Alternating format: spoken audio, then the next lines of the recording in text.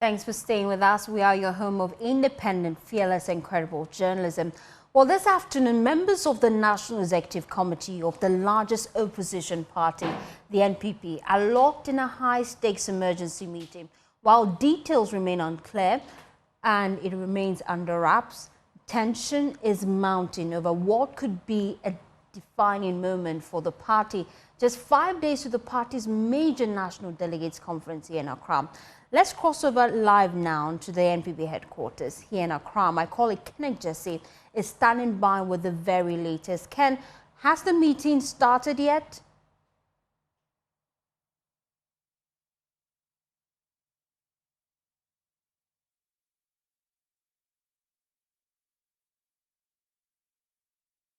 Our lines to you. I just wanted to find out if the meeting has even started or even ended yet, and what are the key concerns you're picking that some of the key members of NEC party is currently ongoing. I've cited a number of minority MPs in Parliament. I've seen CODEO Nkrumah, I've seen Stephen Amwa, and a number of them, enter into the room. It's a closed-door meeting, but we're getting indication from our sources that people are calling for postponement of the date for the delegates conference. We do not have confirmation yet, but that's what our sources are telling us. And so it's part of the agenda, possibly. The discussions that they are going to have in the room will center largely on the upcoming delegates conference that they are having on the 19th of July. I've engaged a few of the MPs. I've spoken to CODEO Nkrumah, who has condemned the violence that characterized the Ablekuma North election rerun, which took place over the weekend. He says he's expecting government to expedite the investigation, as has been mentioned by the Interior Minister Muntaka Mubarak today, that they are conducting investigation. He says that if nothing is done about it, it will pose a great danger to our democracy, especially with the Akwatia by-election also coming up. So as we speak now, leadership of the New Patriotic Party are currently engaged in a closed-door meeting. A National Executive Committee of the party are engaged in a closed-door meeting discussing matters of interest for the New Patriotic Party. And as I mentioned earlier, we also have some leading members of Parliament of the party also part of the meeting. We do not know yet what they are discussing, but our sources are telling us that key on the agenda is the upcoming delegates conference that is coming up on the 19th of July. We're also hearing that others are also pushing for postponement of the January presidential primaries, the January 2026 presidential primaries that is going to happen. We're also hearing that that is also going to be considered or discussed at this particular meeting. But as of now, no official statement as to the discussion of what is going to happen has come out yet. So we await the leadership of the party and the leadership of the party in Parliament to conclude with the meeting and officially state their position on what really was discussed at the meeting. So really that's what's happening here at Alisa Hotel. We will be bringing our viewers up to speed with whatever the outcome is after the meeting has concluded. Thank you, Kenneth Jesse, for providing us that update. He's on the ground. If you just tuned in, the National Executive Council of the New Patriotic Party, they're locked up in a crunch meeting as they tend to deliberate on some of the key issues that have come up and concerns being raised by key party members. Well, 86-year-old former President John Kufuor has voiced deep frustration over what he describes as exclusion from key affairs of the New Patriotic Party, insisting that his age should not be used as a reason to sideline him. In a straightforward reflection, the statesman lamented the growing tendency to push aside senior figures like himself, despite their sacrifices and enduring contribution to the party's legacy. He recounted his decades-long political journey, beginning as a 30-year-old member of Parliament in 1968 and later serving as Deputy Minister under the Prime Minister, K.A. Busia. Well, his political career, he tells us, was not without a cost. Let's listen to him. We'll be back to do some analysis here on The Pulse.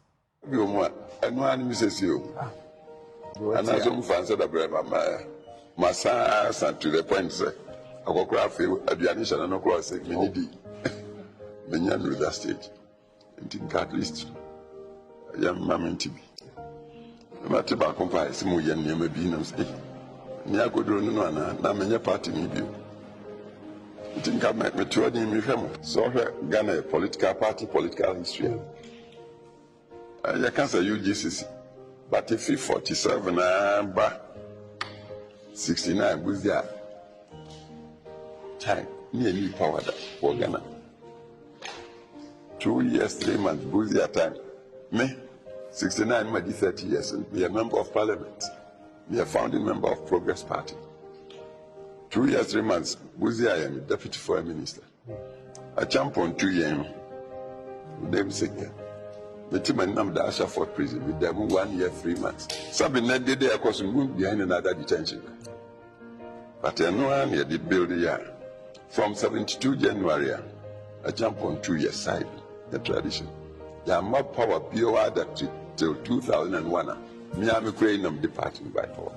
2 terms. Ghana, didn't see. Anyway, then, the ability say, a young woman, a prepare woman. Na bibi se be kwana nyame ada o ma me chona ya beg no me kra menti ase.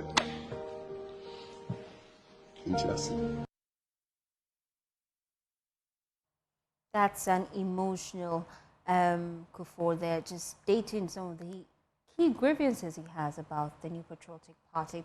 Well, his comments have since triggered a lot of reactions, especially from the political class. Let's listen to political scientist Dr. Machi Boateng wading into this on JN Today.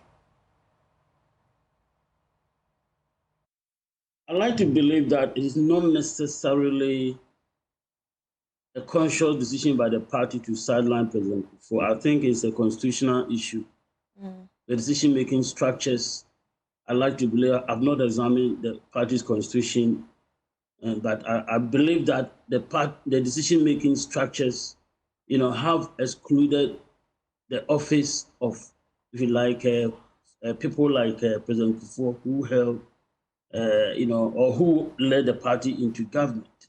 I like to believe that such other people, people who have held other offices, either in the constituency leaders who have been members of parliament before, I like to believe that all those people are not necessarily captured by the structures that make authoritative decisions in the party. So I think it is a call for a constitutional review to bring on board all these people, given that, like he's suggesting to us, he has years of experience behind him, and obviously he's still interested in the affairs of the party, at least the fortunes of the party. So that is the way I look at it. Well, it means that the party is not appropriating what we call institutional memory. And so decisions taken today are not informed by, this institutional memory and, the youthful aspects of it, where the party is coming from, whether some such issues have occurred before, the effects of factionalism and stuff like that. So the party is simply not appropriating this knowledge that is within itself. Party unity in such cases will have to be looked at from, some position of understanding, because political parties are not necessarily unitary actors. Political parties. You have factions making up political parties.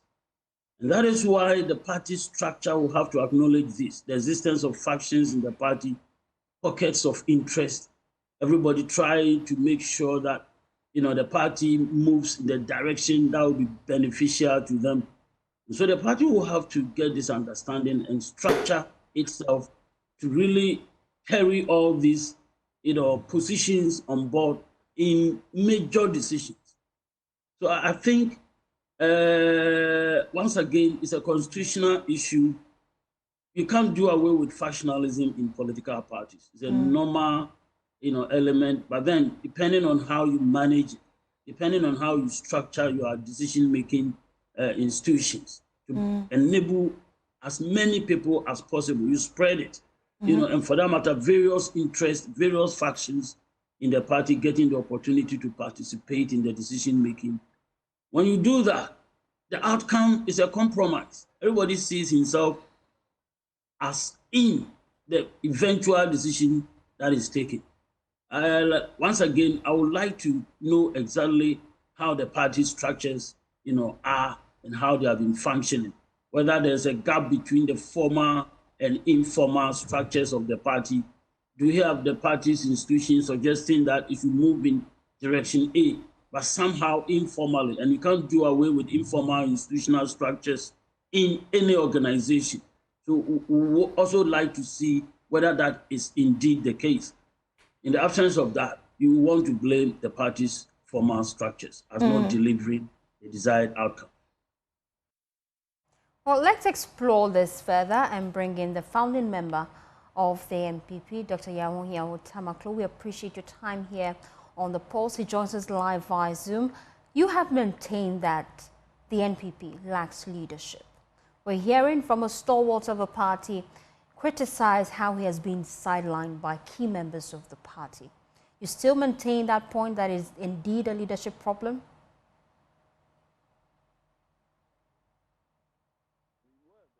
Definitely has a leadership problem.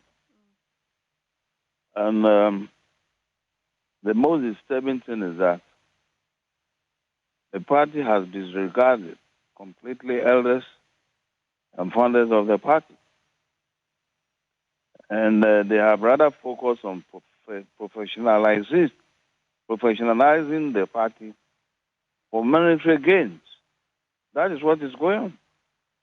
A party without a national agenda to develop the country, definitely this is the way it will be. Now, a party without also, or a party with leaders who don't recognize their history. The party has a history. We have a nice history. It's not being recognized now. So it's been destroyed totally during the era of Kufuor. It's as simple as that. Now, quite recently, we have noticed also that people have been scrambling for presidential seats instead of strengthening the party. And these are all things that weaken the party. Now, how can a party national executive take a decision on an important issue like an election, which took place, I think, a day ago or a day or two ago, and then it will be disregarded? The instructions will be disregarded by the constituency. It's impossible. So these are some of the issues facing the party. And if these are not corrected, definitely we shall land in a very serious situation. If we are not careful, the party will be dismembered. That's my fear. And I'm sure you feel vindicated because for a while now you've been hammering on some of these issues in the NPP and the need to fix them. But it appears the cracks continue to deepen. Oh, yeah, I agree with you entirely. Now, I have not been happy with the present national executive we have. They are not simply competent. You see, politics is quite a different thing. I am a physician by profession, but I have interest in politics. And in politics, if your first interest is to amass wealth, you will destroy yourself and destroy the party. We've seen this through the years. Right down from the time of Kwame Nkrumah, we've seen it. I was a kid, but I remember. You follow me? And these are some of the reasons I keep on even, bringing to the attention of the political class in this country. As the way they are going, they are walking the country into the hands of the military. I will never stop saying it because I have experienced it before, where politics has become a sort of, money-making machine. That is not what politics is meant for. Politics is for the development of the ordinary people we see around. And parties, political parties, are not doing that. I was even strongly disturbed when I read today in the press, whether it's true or not, that NDC members are behind this galamsey. If it is true, then I ask John Mahama to sit down properly. He must expose them for the whole nation to know. Because definitely what is going on about the galamsey, and I've talked about it several times, you can see clearly that there are kingpins behind it. Otherwise, there will never be the sort of situation we found ourselves in now. It appears nobody cares. And we'll be delving into illegal mining briefly, just before we turn our attention into that. I just wanted to get your thoughts. You say that the current crop of leadership in the NPP are only interested in amassing wealth for themselves. How do you propose they fix the cracks within the party? Look, when you have a political party, we have strategies. We have all gone through that before. There were people who were senior to us. We listened to them. We respected them. I mean, I can't name the people. You follow me? There are many respected people in society. We followed them. And when it was our time, we took over. But unfortunately, what we have now in the party leadership is just looking for money and property. Nothing again. We say it then. Now, if people are afraid to say it, I will say it. Because that is what it is. And that is what has brought the party to its knees now. But fundamentally speaking... Who at all can deny the fact that people who have never worked straight from university into politics are owing mansions? Can that be possible anywhere? But it's possible here. Let them come and challenge me, and I'll point out to them the properties they have. How do they acquire it? But fundamentally, you agree that in the NPP, there's a foundational problem. I didn't get you. Fundamentally, would you agree that in the NPP, there's a foundational problem? Oh, certainly there is. The problems are legion. The problems are legion. The problem of leadership, fighting. At the moment, we have them more than 6. You don't run a political party that way. You have to strengthen the party, especially when not quite long ago, you lost an election. You make sure you strengthen the party first, and you strengthen the party from the grassroots up. That is how political parties are built, not from the top to bottom. It will never work. So until they do that, and to me, the present national executive must resign en bloc.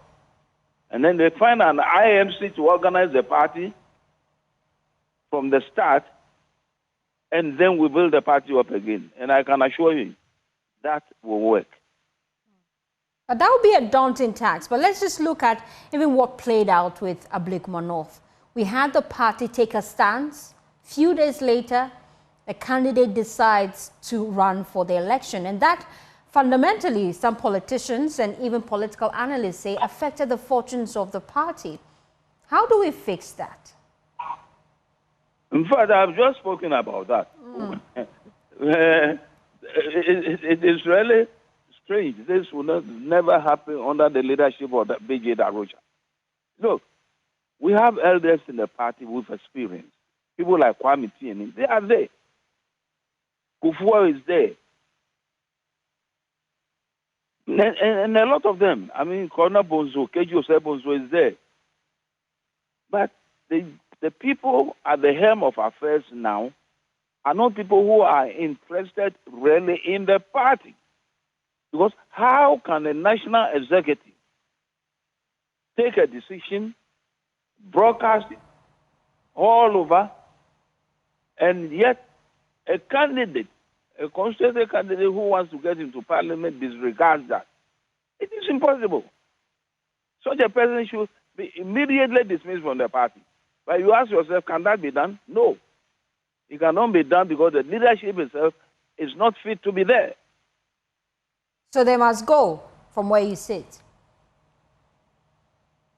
Is it there what? So they must go. The leadership, the current crop of leadership in the NPP must go. No, the moment we lost the election and they started that thank you tour, I came out and said they rather have to go and apologize to the people.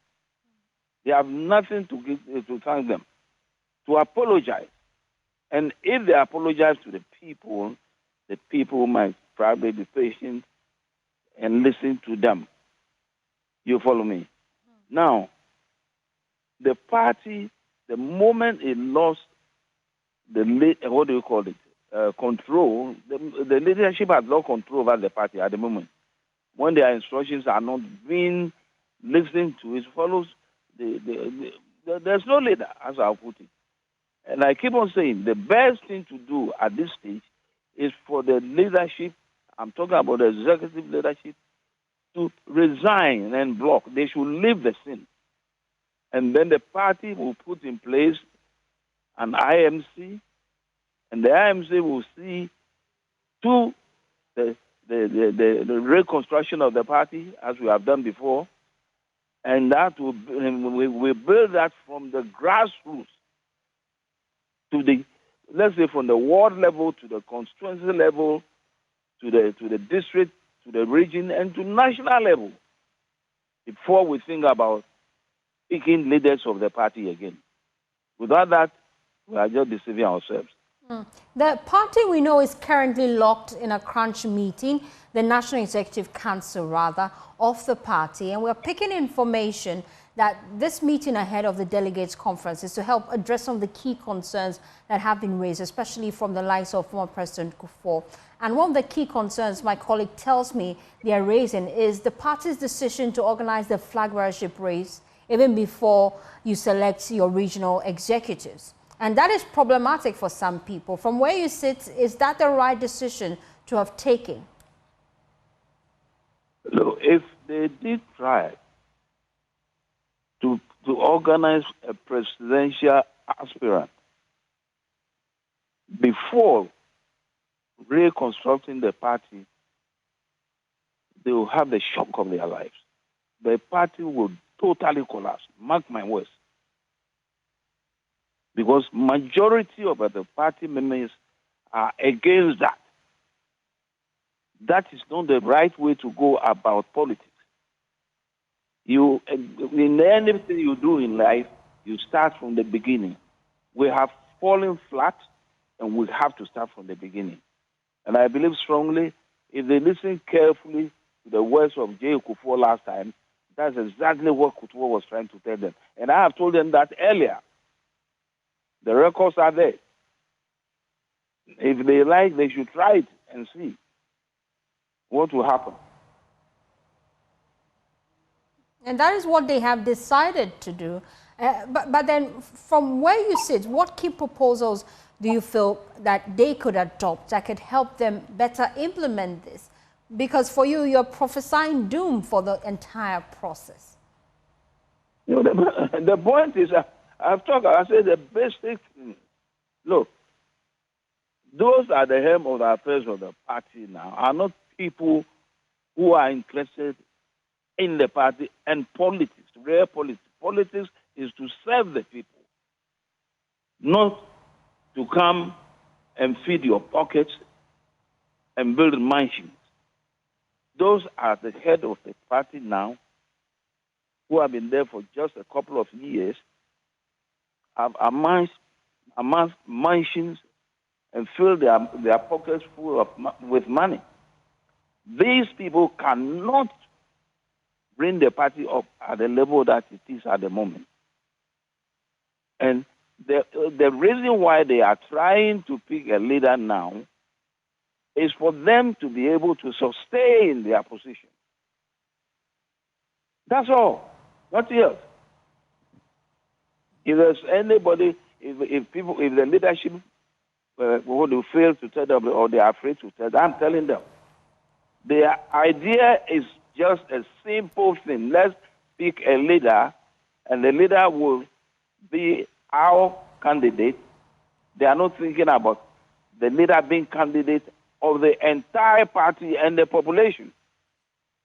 If they want a leader they can control and then be able to stay in their position as they are now. And that is very, very dangerous. Let them try it and they will see the result. And what would be the fundamental ripple effect if key individuals like the likes of former President Kufuor decides to pull out because they feel sidelined entirely? We've already seen a lot of individuals leave the party, the likes of Alan Tremanting, and the impact that had in the 2024 general elections. What will be the implications moving forward? Now, with the question of ex-President Kufuor, I have a strong feeling also that he should have started talking about the way the party was going long ago, when Akufo-Addo was there. Because the party started disintegrating when Akufo-Addo was in the seat. A political party, as I said, and I will continue saying it, the interest of the leadership is to serve the people, not to steal from them. And these are some of the points Kufuor should have started talking about long ago. And that would have wakened all of us up. But they were left all by themselves. No one knows exactly who leads the party. And the party was deceiving itself and its followers. And that is what landed us in the most disgraceful defeat that has been experienced by a political party in this country. And as I said, if we really want to build a party, it must start from the grassroots, because the grassroots are fed up with us and they are so hurt. They are hurt because they know. And they have said clearly, as Kufuor said, there are no more, excuse my language, there are no more fools. They know exactly what politics is all about. Now they see politicians as people who come in to make money. Now you take a look at what happens now. How when leaderships, when leaders are picked, even at constituency level, when a person is made a minister, how people rush around him looking for money. Because they know you are coming there to steal money. The money that they get is not their money. They steal the state money. And this is not done in any civilized country. They steal the money. Otherwise, Oforiatta will not run away from this country. I'm glad that the FBI has given permission that he can be brought back. Let them bring them back, all of them. And even the trial, John Mahama is delaying with the trial of these people. It's delaying. We are in the 7th month now. Not even one person has been sent to court for trial. Apart from, what do you call, Professor, what's his name, who is supposed to be at trial on the 23rd of this month. And we know there have been numerous malfeasances. Why can't they be sent to court? What is the Attorney General doing? That's why I say the political class in this country, they must be very careful. They must be very careful. The era in which they were years ago is not the same era we are today. Otherwise, they'll have the shock of their lives. I've been saying it and I will continue saying it. Let's zoom into the violence that marred the Ablekman North rerun and predictions that it might reoccur when it comes to the next by-election that the country is planning for, if we do not deal with some of the key issues with security during our elections. From where you sit, electoral violence, how best do we deal with this as a country? Look, electoral violence tells you only one thing, that democracy, as it should be practiced, is not being practiced that way. That's the first thing. So if democracy really has to establish itself in this country, there will be no electoral violence. And people are paid money to cause confusion. Now, when Kufuor set up from the beginning, I call them, paramilitary organizations or whatever they were, I cautioned the party. The records are there. I even gave examples of other countries that have gone through similar things in the past.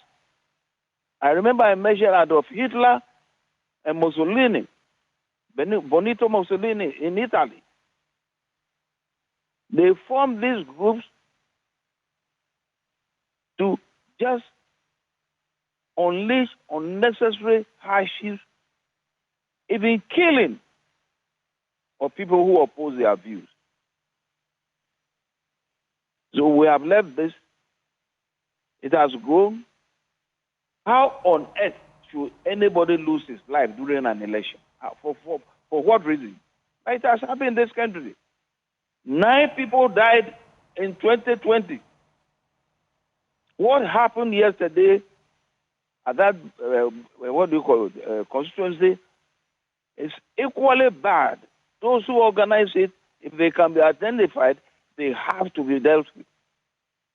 They must be dealt with. That's why I keep on saying that we are drifting completely from the word democracy or the practice of democracy.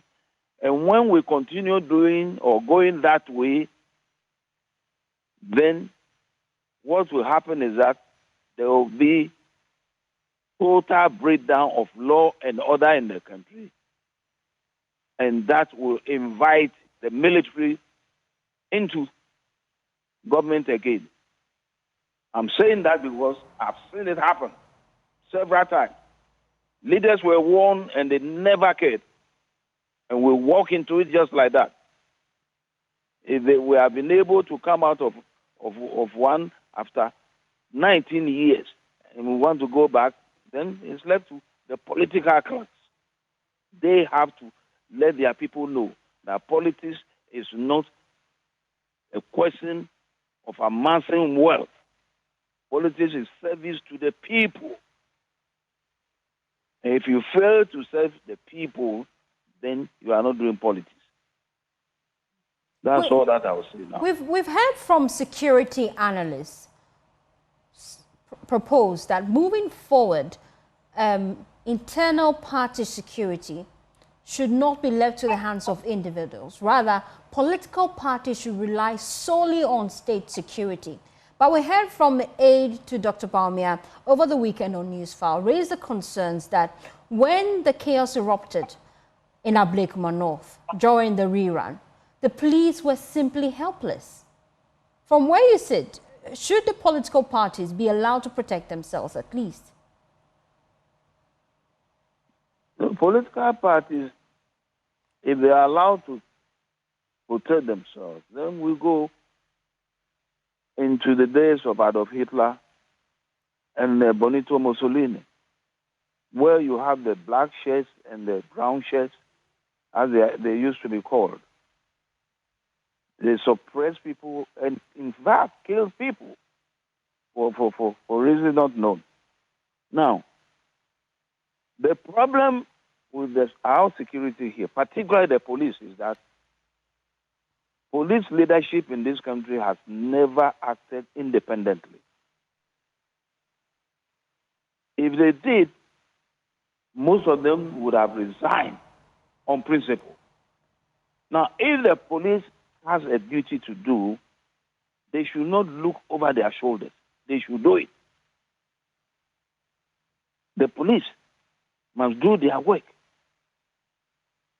If there is route, that's why they have the routing unit in the police service. We see it always on the television of other countries. Depending on the level of routes in the country, the police will come out and meet the routers. You follow me? But here, yesterday I saw with my naked eye, policeman just walking away. In fact, he's trying to save himself from what happened. That is a breakdown of law and order. And I don't know what the IGP was doing himself at that time. I mean, when you realize that those you have there are not properly armed or prepared to face such a violent crowd, you go to the second phase of arming your people or letting them come there with truncheons and face the crowd. But nothing of that nature happened. But security being left in the hands of political parties to defend themselves, that is totally wrong. That cannot happen. And if that happens, and the political party tries to do that, then we are heading towards a very serious problem. Thank you so much for your time here on the Pulse. Dr. Yao Tamaklo joined us just to give his thoughts on some of the key issues that have come up within the new patriotic party. We know that currently the NEC is locked up in a crunch meeting as they put together some of the key concerns and also try to address them ahead of that delegates conference coming up in a couple of days. We appreciate your time here on the Pulse. He has already highlighted some of the key concerns that indeed, according to him, the NPP is facing a leadership problem and all the current leadership of the NPP must go. That's his thoughts. Well, in the wake of the violent scenes that marred the Ablikma North rerun, former AU representatives on Silence the Guns, Dr. Eben Chambers, is calling on state institutions, particularly the Interior Ministry, to urgently boost security measures ahead of the high-stakes Akwitia by-election. Now, with tensions running high and fears of political vigilantism resurfacing, Dr. Chambers warns that Ghana's democratic credibility is once again on the line, urging strong security presence to protect voters and safeguard the integrity of the process. He spoke earlier on Newsdesk. Security agencies, especially the police, I know in the past they engage in that also. They call the youth, they sit down with them. I think the IG, should get his regional commander and others to organize meetings already in Akwitia ahead of the meetings. The Minister of Interior is somebody that I know, and I know is completely opposed to this type of violence. I watched his vetting, and I recall him saying there that he completely condemns any acts of violence in our elections. And he even gave his own example in his constituency in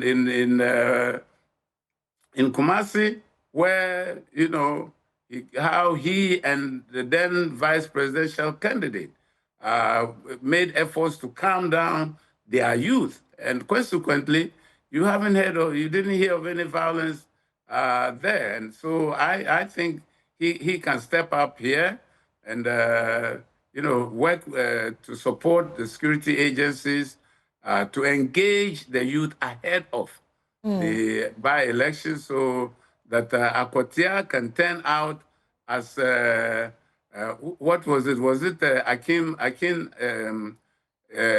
We had a by-election in the Central Region, which went very well without incident prior to the general election. So it's doable. Asin North or Asin Central, one of the Asin constituencies, I remember, so it can be done. And so let's be proactive. Let's be in conflict and violence prevention mode.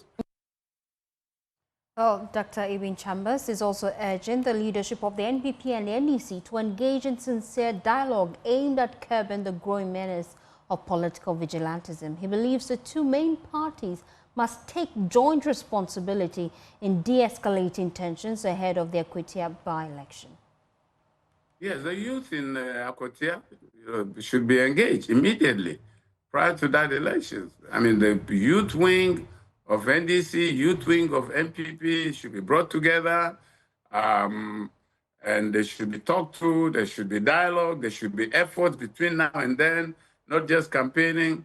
They should engage in cleanup campaigns, joint cleanup campaigns. Those things help to build confidences and camaraderie, and to let them know that, look, Akwatia is coming, and it will not be worth the blood of any citizen of Akwatia just because there's going to be a by-election. And as it's unfortunate the MP passed, so I mean, a tribute should be paid to this young member of parliament, who I don't know, but I hear is a young up-and-coming politician. So, I mean, the best way to pay tribute to someone like that is to ensure that we have peaceful election. After all, in the general elections, nobody had anything from Akwatia. So why should it be now that there's going to be a by-election that people should be hurt or killed or maimed? It's uncalled for. And what I'm saying is that let's get all our civil society, but also our constitutional organs, which we have set up specifically for that purpose.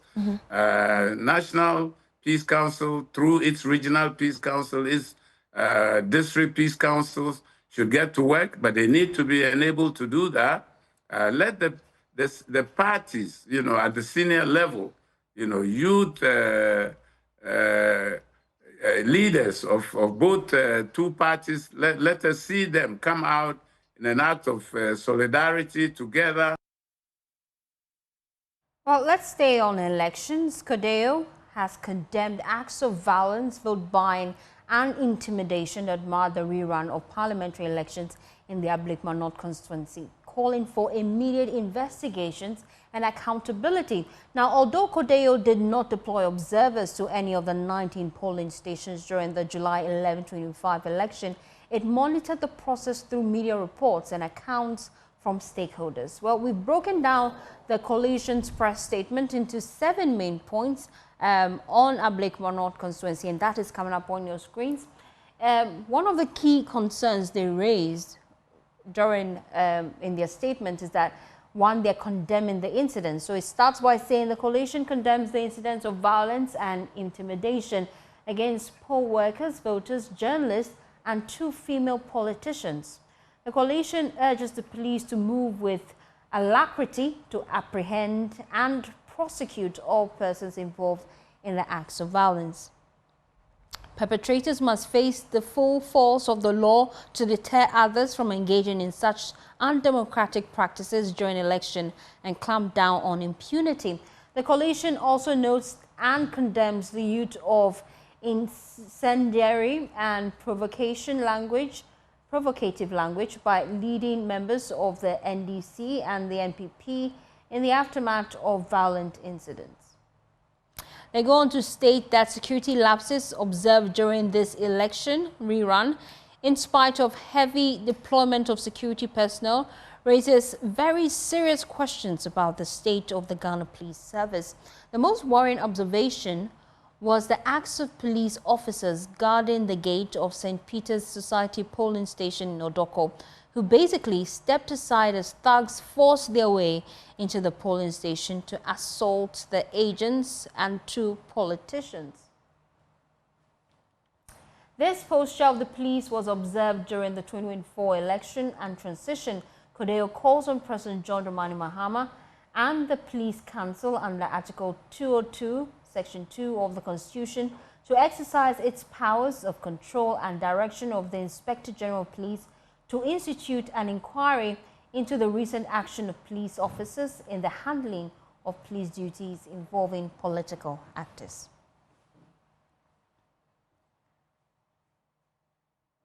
Well, the NPP has criticized President John Dramani Mahama for his seeming silence following the violent attack on the former Fisheries and Aquaculture Minister Mavis Hawa Kumsin during the Ablikma North election rerun. Well, on Newsfile On Saturday, Dr. Bawumia's spokesperson, Miracles Abuaji, said the NPP will be compelled to find ways to protect themselves. There had been 4 bloodsheds. In fact, Talensi, there was an instruction by the National Security to stop every vehicle and search. Everybody on this call recollect. At some point, they found guns and ammunition in the vehicle of the national chairman then. To date, nothing happened. The women organizer of the National Democratic Congress in Etiwa drove through a group of NPP supporters. Some are maimed and incapacitated till today. Nothing happened. Akwetia, Honorable Damboche's vehicle was shot into. His driver was hit. He was rushed to the hospital fighting for his life. Baba Jamal, at that time, vehicles ran over people in Akwetia. Nothing was done about it. You see, it is as a result of some of these things that, for whatever reason, some of the political parties at the time, after Etiwa, decided to begin to take the protection of their own people into their hands. Jambuadu made this point. We cannot run away from that fact. We can't. We can't pretend that is it. We cannot solve the problems if we don't go into these things. So if you recollect, something happened in Etiwa. Etiwa was the first time in the history of the NPP that we stood up for ourselves. And you recollect the famous Yachiro Mubibi Kitwebi. And then since Etiwa, the NPP began to protect ourselves. Let me tell you, as of 2019, that the anti-vigilantism law was passed. No political party had the kind of strength that the NPP had when it comes to what they did in Ablekuma North. No political party. We had the strength. We could do 3 times what they did in Ablekuma North as of 2019. But the president and the party then realized that that wasn't the way to go. Yes, we suffered it in 4 elections before we decided to own our own lives and our own protections. But they felt that it was time for us to put a stop to it. The outbreak of violence during the Ablekuma North parliamentary rerun, the deputy presidential spokesperson, Shamima Muslim, condemned the political acts of vigilantism, calling on political parties to rethink their methods of mobilization, especially where they put young people's lives at risk. Shamima Muslim further urged political parties to disband structures that jeopardize the safety of their supporters. You can't point out macho groups, vigilante groups again, as we really saw them, at the height of which we saw some of them actually besiege a court premise, you know, to take someone who was in court being taken through due process. We've seen a lot of things before.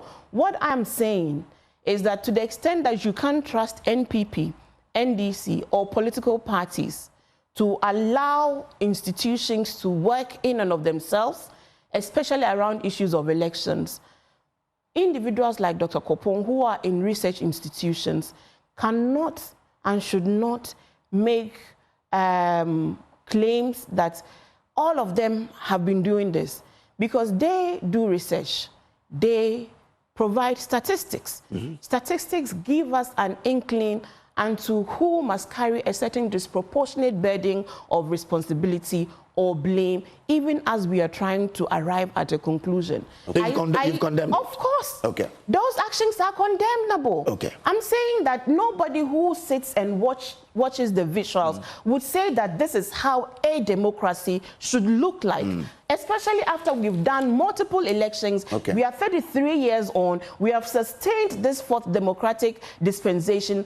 33 good years on. We have largely had free and fair elections, save for all of these instances.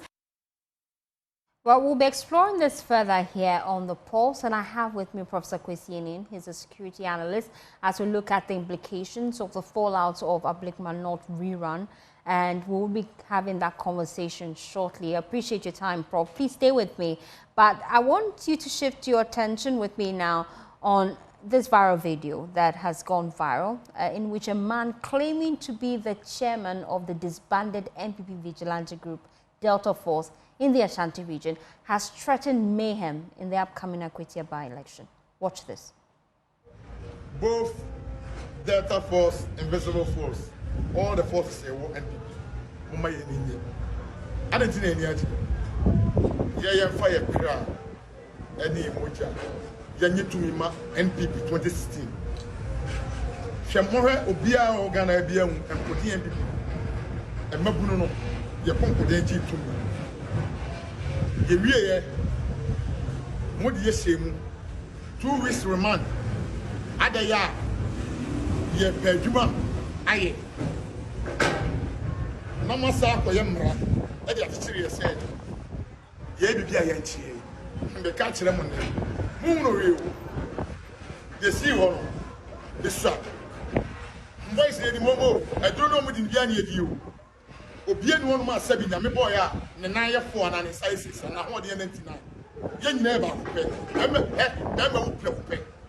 It's in a dear crack. A G to me, a man, but one of your fast on moon away. Me some walk, may not profit me, you about me some. Me, and I'm yet that of chairman of Santa Rita. The Casa boys in it, the Casa Mumpium Lumpiba, the Casa Mona. Some winning bodyguard as here, bodyguard in the bodyguard, who for sorry, bodyguard or security here, or a part of a body. Because Name for Sama, one in them, not a 2-2, one that didn't hold you, second bound didn't hold you. A baby, had a pussy as a man, how a pussy. And could be, I didn't hold a chairman. But Madame Sa left and right the deal. And when you say Uncle Dia, Uncle Etiwa, NPP, watch out. Na babuno no security for no kwam de fast no mama omono ensua bibi no mu se next time no offer akra ana osuma akra say onko ode ne kwafu na so ne nema na ode ndu baabi na ga say ahameso no anso na akra ne su say security see su na phone am 5 first e BCB. Well, let me try to translate some of the key things he said. He said that they sacrificed their lives to secure victory for the NPP in 2026. But when they won power, the NPP, according to them, turned their backs on them. And according to him, some of their members were arrested and prosecuted and remanded. And they went on to pass a law to disband them, referring to the NPP when they took over power. And he goes on to say that what happened in Ablekmanot is small and the NPP hasn't seen anything yet. And he goes on to make more threats as to what they plan to do in the upcoming by-elections. Well, I have with me Professor Kwesi Enin. We're not appearing to see the last of this. We're just hearing from key members from the political class. Let us know that when it comes to internal security, this is something that they would be maintaining. We heard from aide from Dr. Mahmoud Bami over the weekend on Newsfile, Rakos Abwaji, say that based on what he has seen in Ablekuma North, it's only fair that they internally mobilize to provide security for themselves. What's your thoughts on this, Prof?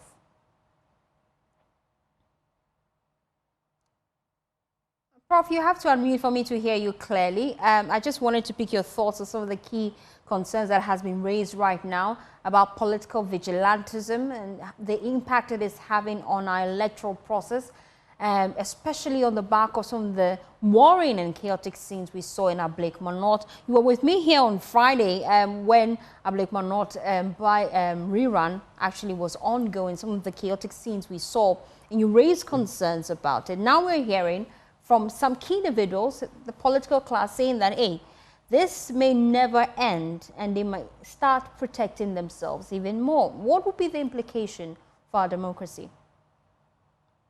Well, it will undermine our democracy. Some of us have argued consistently first that vigilantism poses a potential existential threat to our democracy and eventually possibly to the state as a whole. When you listen to this young man from the Delta Force, he's accepted what they did, what they can do, and we've seen from the chaotic scenes what people are willing and prepared to do. But it's not these young men who are the problems. It is the enablers, the recruiters, the financiers, and those who provide political protection for them. Now, if you disaggregate this young man's utterances, there's a sense of being used and cast aside. Such people become, willing or potential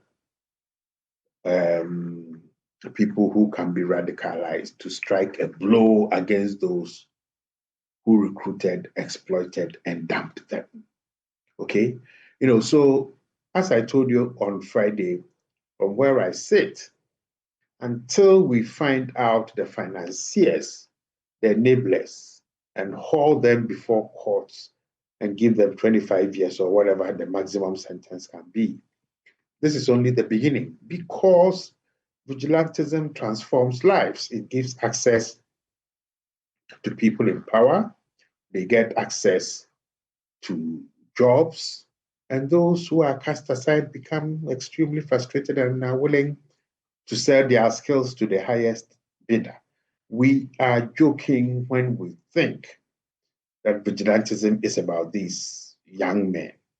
Vigilantism is about a political class lacking culture or political culture and willing to use any other means necessary, including violence that results in death, destruction of property, maiming of the same citizens they seek to govern, that they don't care about.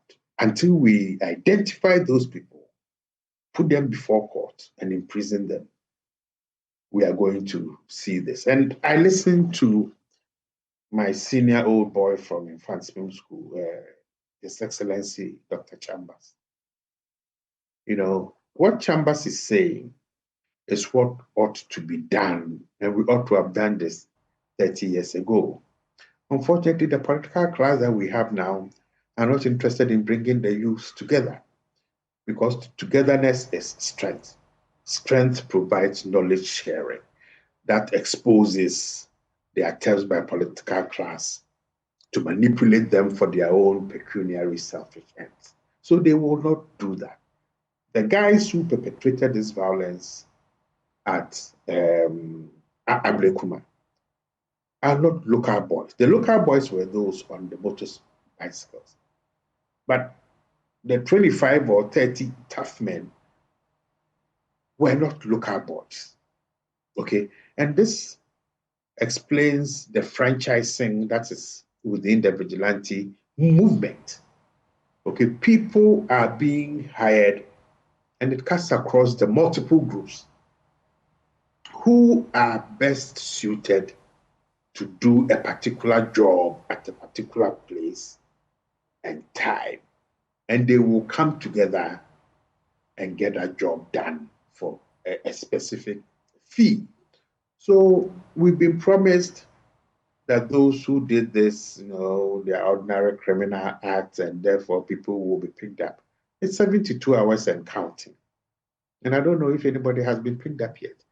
So there's this culture of impunity that insofar as I have a godfather or a godmother, well-placed, well-networked, I'll be hired to do this and I'll still go scot-free. So this is not going to end now, far from it. And how do you propose we even find these financiers in the first place, especially when we all know that even the financial records of the political parties are not even made public? Oh, they are very simple ways of it. Just an injection or two, they will sing like parrots. But it's not my responsibility to go in that here. It's very, very, very, very simple. The chemicals are available. They will talk plenty. Many argue that if we do not... We don't have the interest, nor the political will.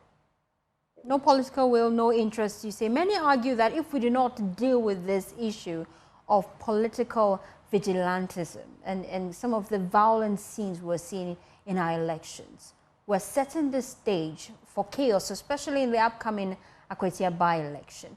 How do you propose that we beef up security for that by-election, looking at some of the key concerns that have come up from fallouts of Ablekuma North? But we can beef up all the security we want, except we want to give them instructions to shoot to kill. Otherwise, those who should be preventing this are themselves those who are organizing these boys. So, look, we can blame the police and the army and the statutory security forces. But let's be clear that we are then giving them a mandate to shoot, to kill. Otherwise, if it is just the routine riot control techniques, they will overrun them because these people are motivated, they are well paid, they've been psyched up, and they know they have godmothers and godfathers. Okay, so it is not the type of policing or the numbers. If, as His Excellency Chambers was saying, we have a political class with a culture that seeks to pull back from the violent brink that we are. It's about joint activities, collaboration, cooperation, and as he correctly said, in December 2024, Akwatia was not the big deal. It wasn't a big deal. The people in Akwatia are going about their daily business. So why this talk? But, we need, in making these analysis and assessments, ask the counterfactual questions. And I normally tell my students that in trying to get to the bottom of some of these things, we need to move away from our normal self and begin to ask difficult counterfactual questions. How would I act were I to be a member of the Delta Force, Invisible Force, Pentagon, and all that? I will not target Akwatia because the intelligence and security forces will hopefully be there, and my opponents will come heavily prepared. So I'll wait for other instances or other cases where the security would not be prepared and my opponents will neither be prepared. It will be childish analysis and intelligence preparation to think that Akwatia will be the next violent spot. Okay, we shouldn't think that way. We should think that for those who have been brutalized, when is the best next opportunity where they can hit hard and go scot-free? That next best opportunity is not Akwatia because everyone is focusing there.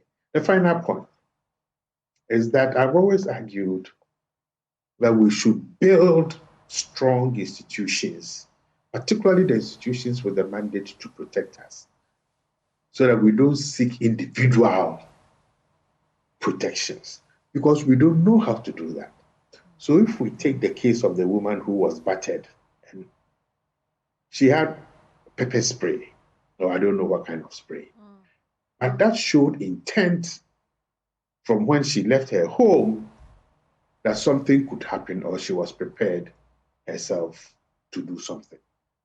Now, because of the lack of appropriate training as to how to use this, in seeking to protect herself, were we to move the video in slow motion, you would see that in protecting herself by spraying, she rather sprayed the police officers who were seeking to form a cordon, a protective cordon. When the spray was used, they all had to, rub their eyes or move away. That created a space for this globally recognized diver to dive and headbutt. Okay, so we need to do things in a different way, building trust in the statutory forces to be able to protect us and providing them with the tools and the skill sets to be able to do so. But this is just the beginning of a long period in which violence will spill from the political space relating to elections into business, into social locations. And increasingly, we will see the use of guns and other more offensive weapons. And Prof, even though this is quite serious what we're discussing, your description of the diver put a smile in my face. But stay with me. The government, we know, has also been responding to it. I'll come back to you for your reaction to that. But government says it is committed to ensuring that all individuals involved in the violence that marred the rerun of the parliamentary elections in Ablekuma North constituency are brought to justice. Speaking at the maiden edition of Government's Accountability Series, the Minister for Interior, Muntaka Mubarak, said that the President, John Dramani Maham's led administration, will not shield any wrongdoer. And then that drifts into the second part.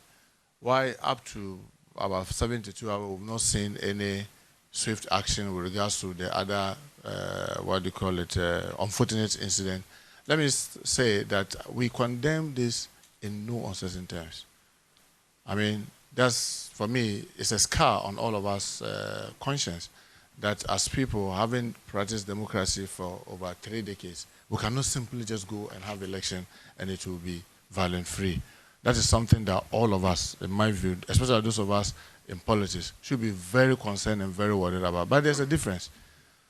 The huge difference is that, check and see, almost all of us at the top have condemned this. In the past, you will not get that. The Vice President has done that. I mean, the President is out of the country, so currently the Vice President is leading us, and she condemned it in no uncertain terms. She instructed. I mean, she called me, I told her, Madam, I've already instructed the IGP. And the IGP is sitting here. He will show you. If you could even come to my phone, you'll see. That same day, I forwarded all the videos that I had. And I asked, IG, what are you doing about it? I said, look, we have to review the cameras. We have to look at it from all the angles. He has sent the, the crime scene guys there. The ICT guys are all working to make sure that we get it. But remember, that officer is somebody that we know. Because he has a number, he has a name, we know where he is, we know where we station him. We can easily go after him. But these are guys who commit this sin and they vanish from the system. But we have to, it take time to track them. But assurance is that we are not going to allow this to go unpunished. Unless they flee the country. So long as they are around, they should be rest assured. They will have to, the law will have to take its course. Because we cannot allow this to happen in our country. And you can be rest assured that, and I trust in the professionalism of the IGP and his team, that they are going to do a good job. I want to remind myself and all Ghanaians the provision of the Vigilantism and Related Offences Act 2019, Act 999, that all of us needs to be mindful about the activities of vigilantism. And I can assure you that not my party, not any group will we sit and allow to see the resurgence of vigilantism. I have spoken to the IGP firmly on all the, happenings of Ablekuma North. The videos have been forwarded to him. We've instructed him to act swiftly, bring the perpetrators to book.